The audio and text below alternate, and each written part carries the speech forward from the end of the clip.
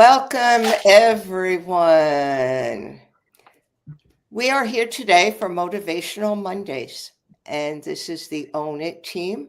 I have four of the Own It family authors, editors with me today, and the theme today is responsibility and respect. And I think that's the cornerstone to professionalism as well as consistently. And I'll share a brief story before I go to others. The story is my tires needed changing. Need new tires on my car, 2 tires on the front. 2 places in town. Call the first place. I'd like these X tires. Oh man, we don't have tires in the store. Okay, could you order them for me? Oh, no, ma'am, we don't do that. You have to order the tires. You go online, order the tires, either get them delivered to your house or you can get them delivered to us. And then we will call you when the tires come and we'll arrange for you to have an appointment. So, well, how long would it take to get the tires? Well, I don't know, ma'am. We don't deal directly with the manufacturer. So that's up to if you're willing to pay for shipping or if they're back ordered. I couldn't tell you any of that stuff, but you could call their customer support and I'm sure they could help you out. Okay, thank you. Goodbye. Call the second place. I'd like X tires. Oh, man, we don't have the tires in stock. But I'm looking right now online and I actually see where there's a comparable tire that's actually $60 less a tire. Would you like that tire? Yes, that would be good. Okay, I placed the order now. The tires will be here tomorrow. To be on the safe side, if you're not really in a big rush, why don't we make the appointment for the day after to make sure that the tires are here tomorrow, that everything goes according to plan? Is that okay with you? Oh, yes, definitely. Thank you for your business, ma'am. Now, who are you going to go with? Are you going to go with do it myself? Too bad I don't know how to put on the tires myself. Or are you going to go with the person that went above and beyond, showed me respect, took responsibility for what they do? They're a tire center. That's what they do. They took responsibility for it. And before I go over to the others, I am Teresa Palmer. I'm a holistic cardiology nurse practitioner. I'm guest hosting for the Own It family on Mondays and Tuesdays for a little bit. And I am the author of Heal Your Heart from Within. And I am the nurse who connects individuals to their heart. And in doing so, I connect them to that power that we all have, our personal power. And with that, I'm going to go over to, there comes Nathaniel. Nathaniel, what are your thoughts about this responsibility and respect? Well, if we stick with your story you just shared, it's a reflection of the statistics that are out there. 5% of the world's population operates out of responsibility. The remainder operates out of shame, blame, and justification. And whoever the woman was that you spoke with justified why she couldn't do her job or why it was your responsibility, anything but to say, you're my customer, we're responsible for it, and we're going to show you the respect that's due and get your tire replaced for you. So your story is right in line with the stats that are out there. But if you take a look around the world, if you take a look around the companies that you work for or may own, you see that behavior in terms of who takes ownership, who takes responsibility. Most people are going to tell you, oh, it was somebody else's fault. They're finding somebody to blame, or they're ashamed of their behavior. So they come up with some excuse and then they get into the storytelling, right? The justifying. And if you just start paying attention to that in your everyday conversations, you'll see that those numbers pan up. So it's just a reflection of what's really happening in the world.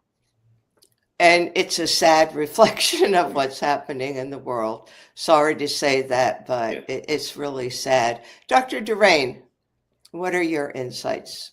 Good morning, good morning, good morning. I am Dr. DeRain, aka Pastor Urban, aka Minister Diva, Christian comedian. So glad to be with you guys this morning. I think in looking to responsibility and respect in the education realm, which I recently retired from, it's a little different.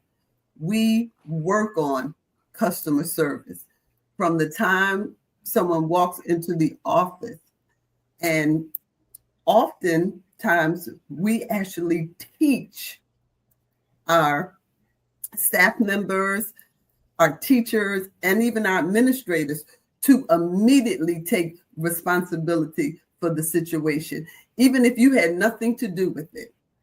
I apologize that you did not have a good experience. I take full responsibility for that. I assure you it will not happen again and it will be addressed immediately. So how can I serve you? When anyone walks in our door, the question is, good morning, how may I serve you today? And unfortunately, oftentimes people come in angry. And so then it's our responsibility not to put it on someone else, not to put it on the teachers, not to put it on the student, but if the problem came to you, you own it and you do whatever is in your power to resolve it. And that is what we teach. So I think the education realm is a little different, even when we look at student test scores. As an administrator, I have to take responsibility for that, even though I'm not in the classroom teaching. Because the question is, what professional development are you giving to the teachers to ensure they can teach the students so the students can ensure they are prepared to show success on the test? So I think the education realm is a little different. I think it's important to show respect. In most instances, it doesn't matter who's responsible. What matters is who's going to help resolve the issue. Because if we do the shame and blame game, the issue never gets resolved. So what I've done as an administrator, and I can't say I do because I guess because I'm substituting for administrators, I can say this is what I do. I take responsibility for it. I show them respect, even when they don't show me respect. And I actually tell them, even though you are not respecting me, I am still going to show you respect because that's who I am. So me showing respect, it doesn't matter what the person is doing, whether it's an adult or a student, I am still going to respect that person. And in terms of responsibility, I think when you show someone respect, who's responsible for it becomes something that they're no longer concerned about because you show them enough respect to try to resolve whatever the problem is, try to assist them, or just show that you care. Thank you. I agree with that. And it's good to know that in the educational system, there is that respect. I remember years ago, one of my first jobs, I worked in mental health, and it was an inpatient unit.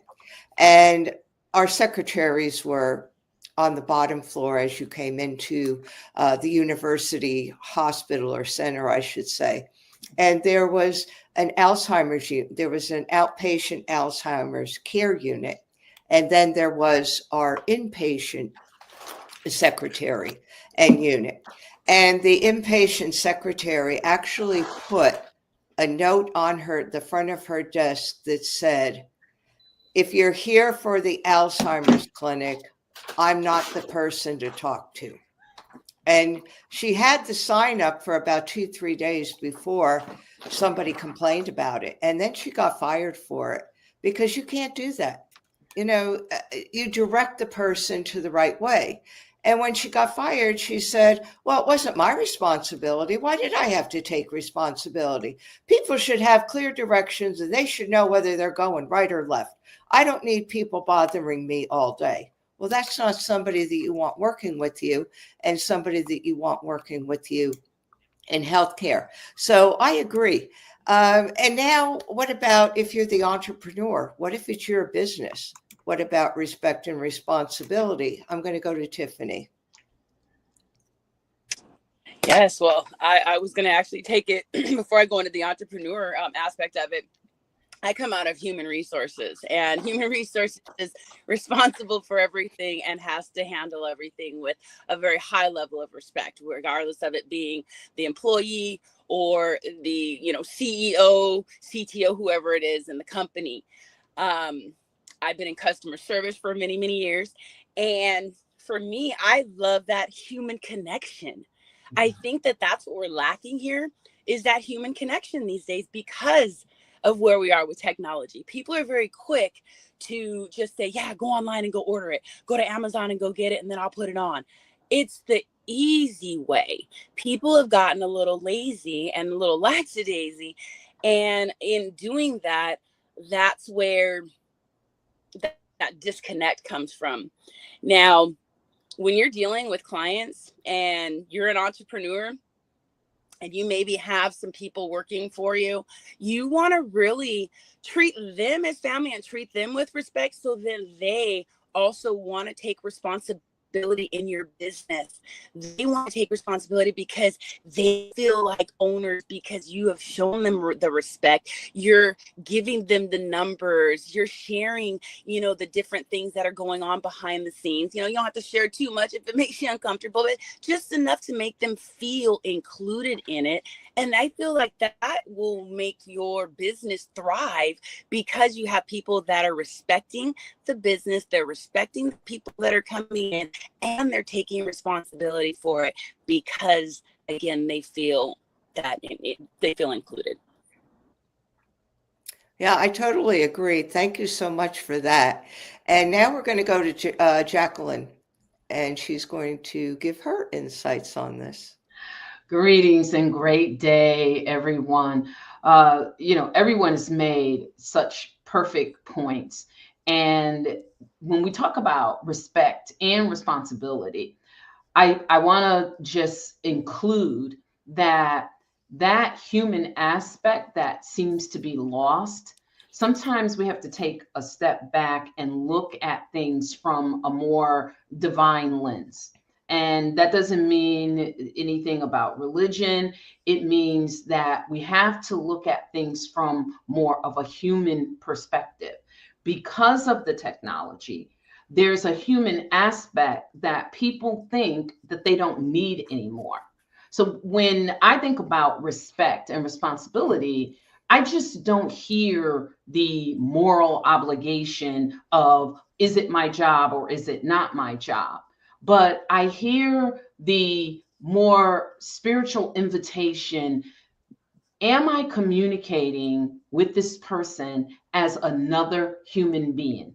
Because respect in its purest form is how we honor not just the divine in us, but in one another as human beings.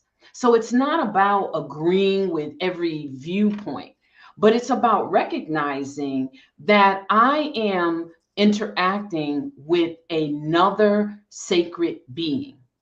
And every person, even if you are using technology and you don't see the person right in front of you, the true respect, it doesn't demand that you submit and take on something that you're not supposed to, but it does demand that everything you are doing, you're doing in dignity, dignity of yourself and the dignity of the other person. Now, the responsibility, I think that's where sacred stewardship comes in. It's the conscious awareness that our gifts, our influence, and even the platforms that we are on, they're not for us to take carelessly. They're not for ego. They're not for, well, that's not my responsibility. But responsibility asks a question. How will you carry what you've been entrusted with? Because you've been entrusted, if you're on the phone or you're in front of someone, you've been entrusted with something.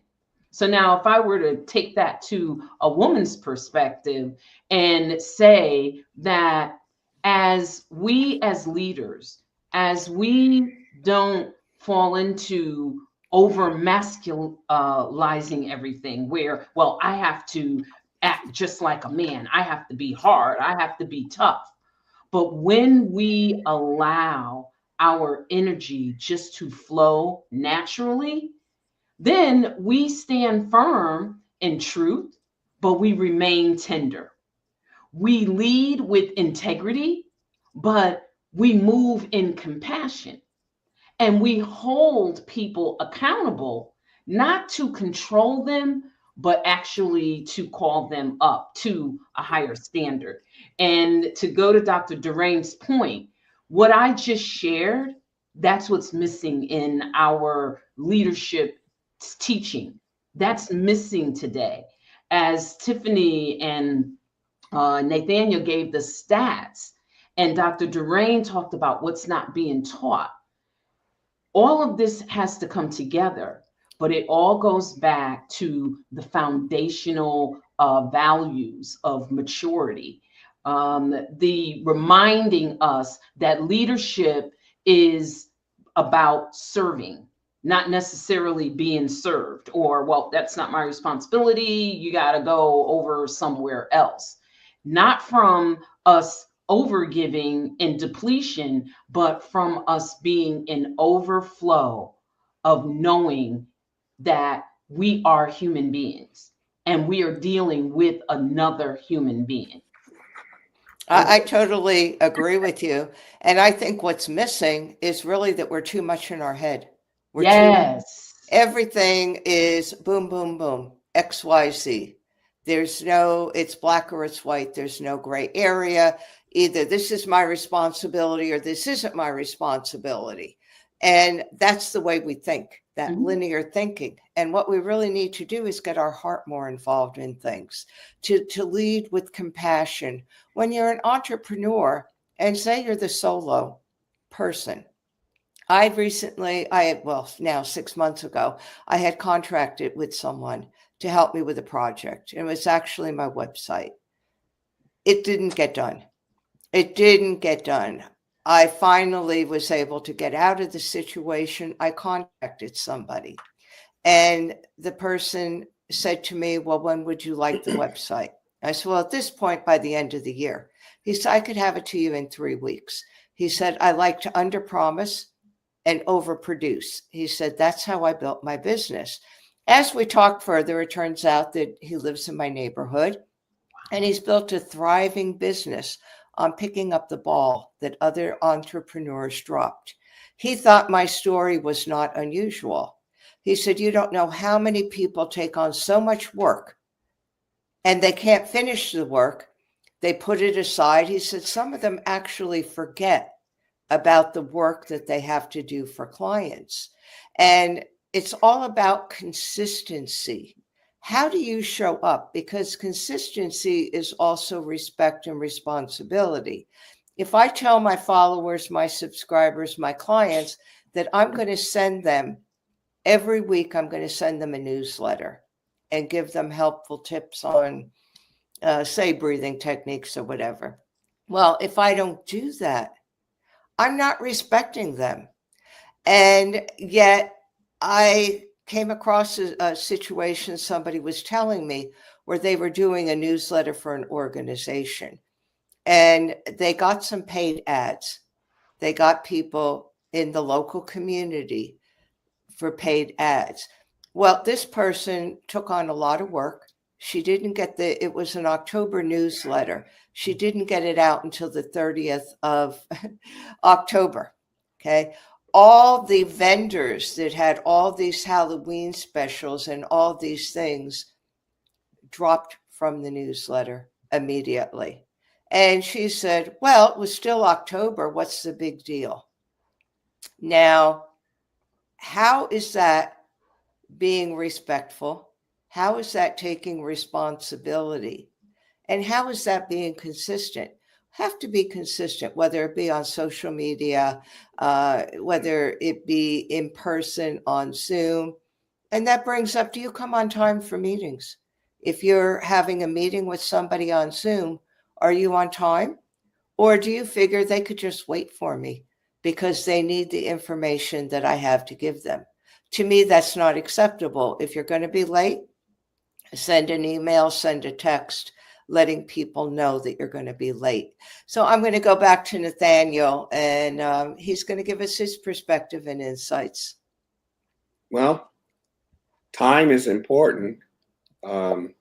And a lot of people disrespect other people's time. So in order to be successful, you have to understand how you use your time and how other people use your time. And then you have to choose whether you're going to let other people waste your time. Mm-hmm. And, you know, there's a saying, if you show up on time for a meeting, you're late. You should show up beforehand and be prepared. So if it's a 1 p.m. meeting, get there a quarter of, so that 1 p.m. things are in progress, not you settling down to get started for the meeting. But it goes back to what environment you're in, what are the norms and the customs. But people take other people's time for granted, and they're disrespectful with other people's time. Lack of awareness.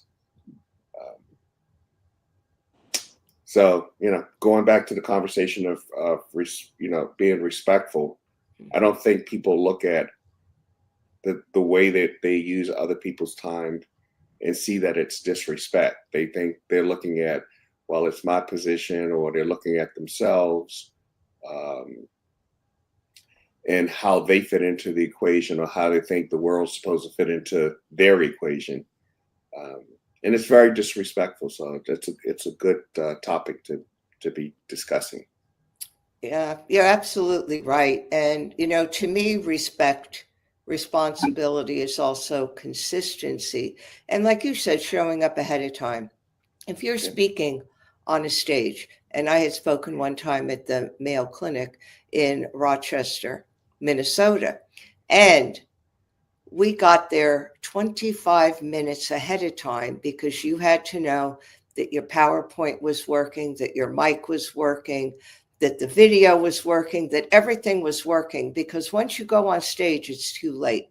At that point, it's too late if your mic isn't working, if you can't get the PowerPoint to work. And I'm also a Toastmaster, and they've gotten a little slacky with that. But with Toastmasters too, once you're to give that speech, you're too late if you're not prepared to go at the time that you're designated to speak. That's not the time to figure out, how do I share the screen? How do I get my PowerPoint to work? Oh, I can't get my clicker to work. Oh, my mic is crooked, or I can't hear things well. That's not the time. So I just wanted to throw that in, that's also respect. It's respect for ourselves and respect for our audience. Dr. Durain. Oh, I absolutely agree with both of you. Nathaniel, I was going to give the quote from one of my favorite movies, Drumline, and the leader of the band always says, if you're early, you're on time. And if you're on time, you're late. And so I tell people that all the time. And I tell them, now, that's not me. That's from the Drumline. One of my pet peeves, and I'm working on that, is people showing up late, regardless of what it is. I personally feel it's blatantly disrespectful and it's unprofessional. And I do not wait. If you have an interview with me and you are late, then we will reschedule, because you've already presented yourself in a negative light. And so to ensure that I don't hold that against you, say, listen, understand things happen. Let's reschedule. And then you can come in fresh, I can have a different perspective. In most cases, I am sometimes an hour early. I've gone to weddings an hour early and they weren't ready. I'm like, would you like me to help you get ready? And I end up helping them set things up to make sure by the time everybody else comes.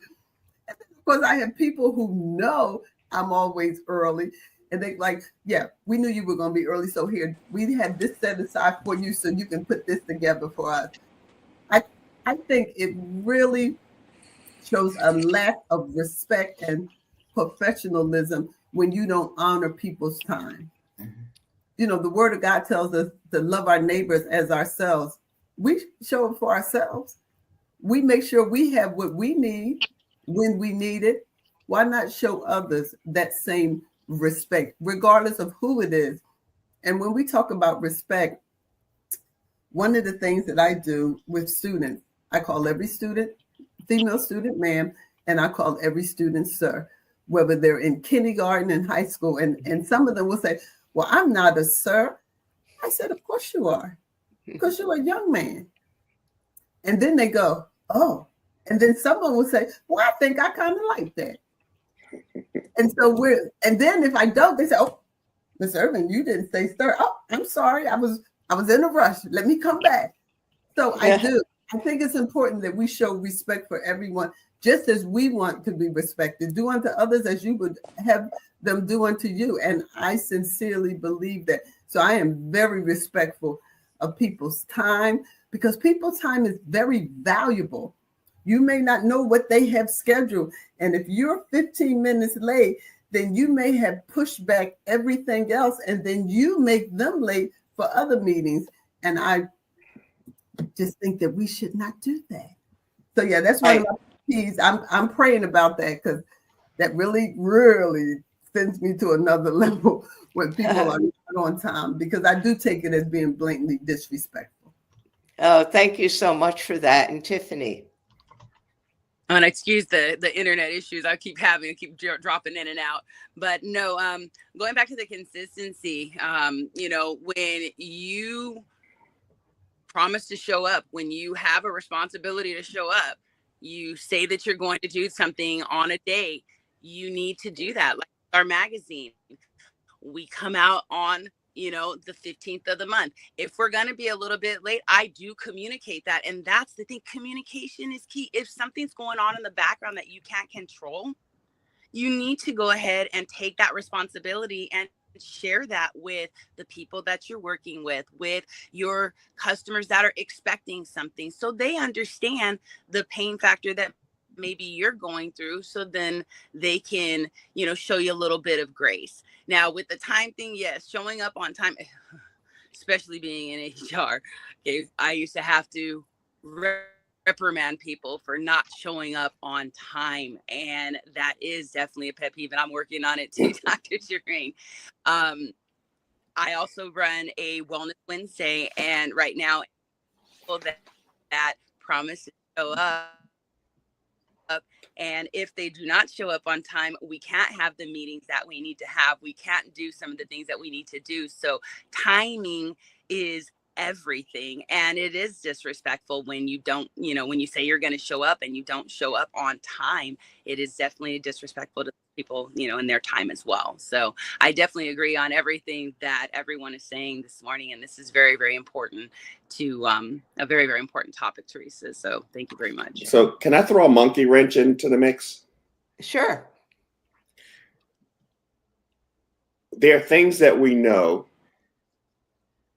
and then there are things that we're teaching two different lessons, and we're not delineating between the lessons.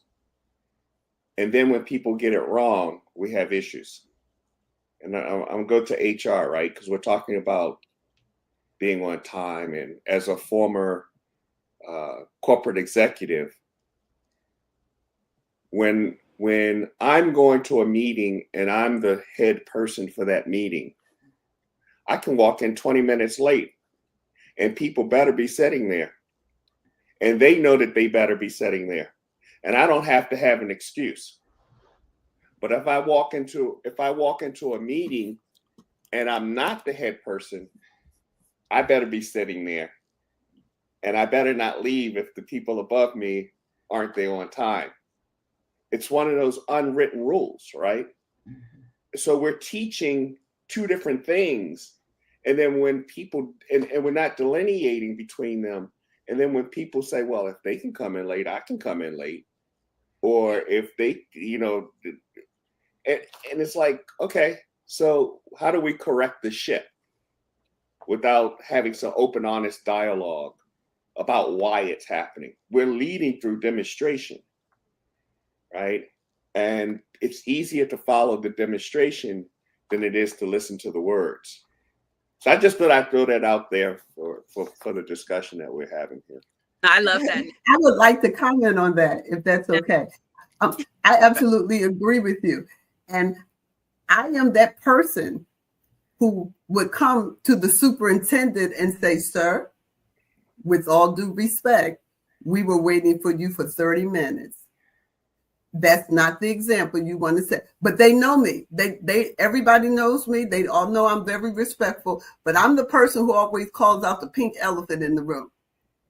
And I say, now, how you going to tell us to be here? And, you know, a lot of times I do with humor. Sir, yes, you are the big time superintendent and we respect you. Oh, thou great superintendent. He'll start laughing. But tell me how you're going to show up 30 minutes late, but you want us to be on time for work. You want our teachers to be on time to teach students. You right. And then he'll come back and he'll go, yeah, somebody laid me out about being late, so I need to apologize for that. Mm-hmm. I am not one. I don't care who you are. You respect my time. I respect yours. And I make sure with my teachers or even at church, I'm always early. I come in, I make sure I'm checking everything to make sure everything is in place. And I just think we all need to do that. But I think we need to hold people accountable. I don't have a problem holding people accountable. Now, they can have some colorful words to say, but I got my point across. True. That's true. Yeah. Somebody Yeah, needs- that's very true. And I think what Nate's talking about is really ego.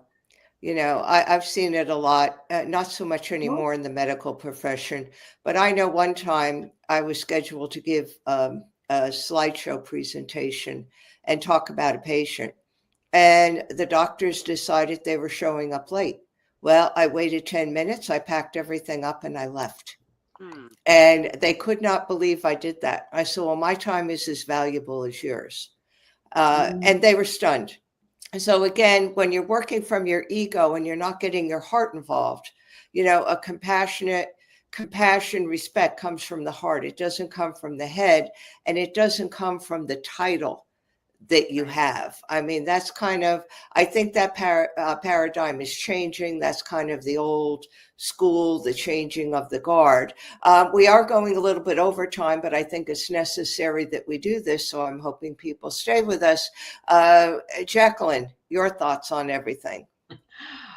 This has been a great conversation, and I think we may need a part 2, but let me, excuse me, let me try to sort of bring it all together. You know, I often make a point that when I teach divine feminine leadership, those principles are not for a woman only. It is not, it has nothing to do with feminist movements or any of that. They are principles based on energy, masculine energy and feminine energy. And how do you blend it together? Because there becomes, as you said, Teresa, ego. And ego very often jumps in the middle and feels a lot harder. And there's very often a lack of empathy. There's a lack of the skill set that people seem to feel that they don't need, regardless of whether you are male or female. We still have to have these principles, and we still need that level of energy. But the world has taught that it's all on one side of the meter. And if you veer over to the other side of the meter, it is wrong.